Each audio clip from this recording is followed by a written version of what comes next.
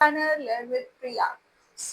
हम आज की क्लास में क्या कवर करने वाले हैं? Personal variate. इससे पहले ही क्लास में हमने पढ़ा कि फिजिकल वेरिएट क्या होता है, सेमेंटिक वेरिएट क्या होता है, ऑर्गेनाइजेशनल वेरिएट क्या होता है, साइकोलॉजिकल वेरिएट क्या होता है। आज की क्लास में हम पढ़ेंगे पर्सनल वेरिएट। पर्सनल वेरिएट आप समझ पा रहे होंगे। पर्सनल से क्या, जो हमारी खुद की प्रॉब्लम है, मतलब जो सुनने वाला है या बताने वाला है वो खुद खुद की प्रॉब्लम की वजह से कम्युनिकेशन अच्छे से नहीं कर पाता है, उसे पर्सनल वेरिएट कहते हैं। प्रॉब्लम्स, खुद के कुछ प्रॉब्लम्स होते हैं जिसकी वजह से हम क्या करते हैं, कम्युनिकेशन अच्छे से नहीं कर पाते, प्रॉपरली नहीं कर पाते। ठीक है, वो कुछ क्या पॉइंट्स हैं वो आज की क्लास में हमें कवर करना है। पहला क्या है? Variate due to resistance to change. Variate due to resistance to change, इसका मतलब क्या है?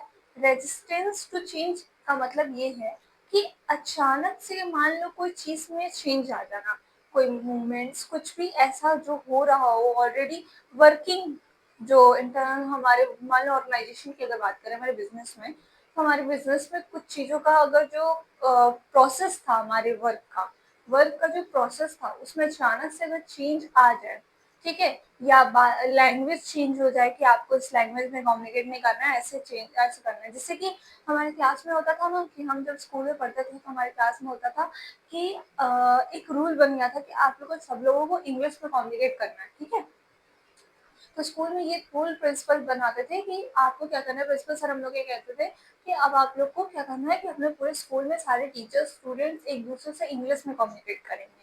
ठीक है, पर बहुत से बच्चे ऐसे थे जो इंग्लिश अच्छे से बोल नहीं पाते थे या इंग्लिश समझ नहीं पाते थे। तो वो क्या होता था, वो उनका पर्सनल प्रॉब्लम था। क्या? पर्सनल प्रॉब्लम कैसे? कि वो इंग्लिश नहीं बोल पाते, तो वो दूसरों की प्रॉब्लम नहीं है, वो उनकी प्रॉब्लम है। वो इंग्लिश समझ नहीं पाते, वो उनकी खुद की प्रॉब्लम है। तो इस सारी प्रॉब्लम्स को ही हम पर्सनल वेरिएट करते हैं, और जिसकी वजह से वो एक दूसरे से, मान लो सामने वाला इंग्लिश में बोलने लगा तो और वो इंग्लिश समझ नहीं पा रहा है, इंग्लिश बोल नहीं पा रहा है, तो वो कम्युनिकेट नहीं कर पाएगा, वो एक दूसरे से बातचीत नहीं कर पाएंगे, फिर वो एक दूसरे को अपना इन्फॉर्मेशन शेयर नहीं कर पाएंगे। सामने वाला उसको अपनी बात नहीं समझा सकता है और ये अपनी बात उससे शेयर नहीं कर सकता है। क्यों? Because of personal variate. Because of personal variate मतलब उसके खुद के पर्सनल वेरिएट की वजह से वो एक दूसरे से कम्युनिकेट नहीं कर सकते हैं। ठीक है, तो जो प्रिंसिपल ने हमारे स्कूल में रूल बनाया कि सब बच्चे इंग्लिश में बात करेंगे, और जब जब जिसको इंग्लिश आएगा वो तो उसको मतलब कर लेगा कि हाँ, उसको एक्सेप्ट कर लेगा कि हाँ मैं ये चीज कर सकता हूँ, चलो मैं आपसे इंग्लिश में ही कम्युनिकेट करूँगा, उसके लिए कोई प्रॉब्लम नहीं है। पर जो इंग्लिश में बातचीत नहीं कर सकते, जो इंग्लिश में कम्युनिकेट नहीं कर सकते हैं, उनके लिए ये बैरियर बन गया, और इसे ही पर्सनल बैरियर कहते हैं, जो इस पॉइंट को क्या कर रहा है, इंट्रोड्यूस कर रहा है।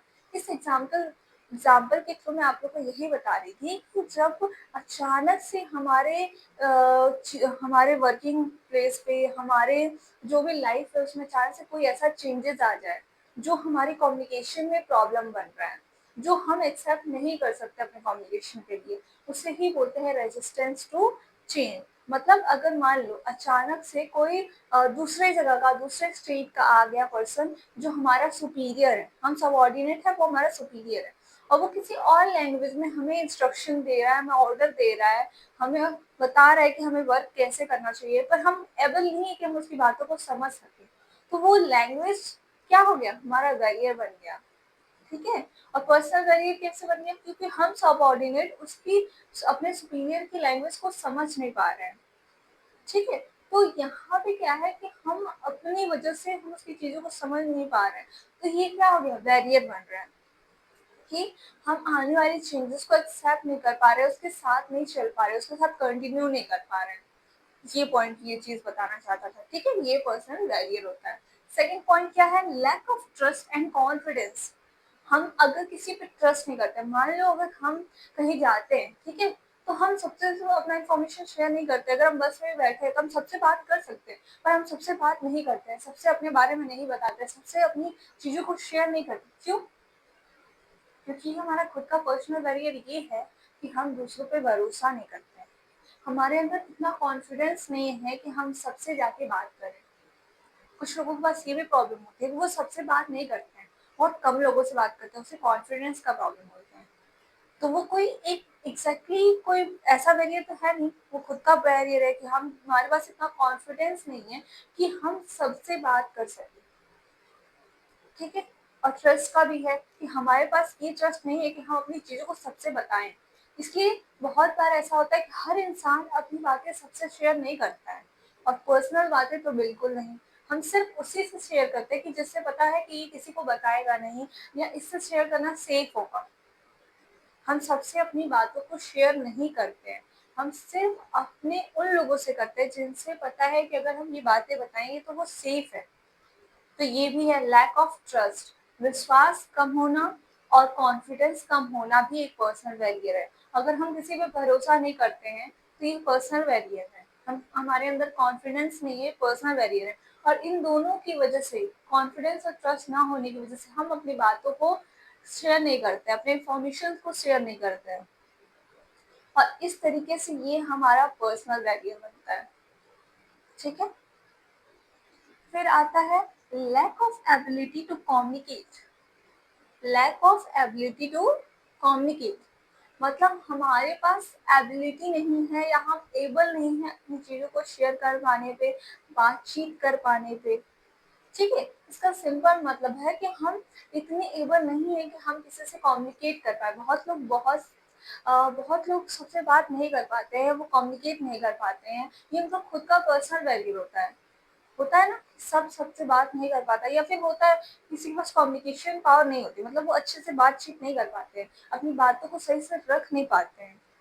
इसे बोलता है lack of ability to communicate. फिर आता है इन अटेंशन। इन अटेंशन का मतलब क्या होता है? इन अटेंशन, अटेंशन अगर हम इनको हटा दें और सिर्फ अटेंशन पे फोकस करें तो समझ जाएंगे कि इसका मतलब क्या है।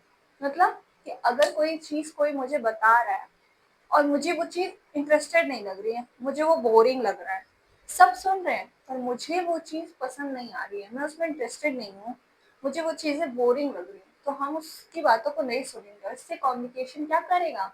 ब्रेक होगा। क्योंकि जब हम उसकी सेंडर की बातों को नहीं सुनेंगे और रिसीवर ही नहीं समझेगा सेंडर की बातों को, तो फिर ये कम्युनिकेशन जो है वो कैसे कंप्लीट होगा? इसे बोलते हैं इनअटेंशन। मतलब कि सेंडर तो अपनी इंफॉर्मेशन प्रॉपरली सेंड कर रहा है, पर जो रिसीवर है वो उसे समझना नहीं चाहता है, उसे सुनना नहीं चाहता है, उसमें इंटरेस्टेड नहीं है, और अगर सुन भी रहा है तो उसे समझ नहीं आ रहा है। तो इसे बोलते हैं इनअटेंशन। मतलब चीजों पे ध्यान, जो बातचीत हो रही है उस पर ध्यान ही ना देना, उसे बोलते हैं इनअटेंशन। फिर आता है difference in the speed of talking and listening.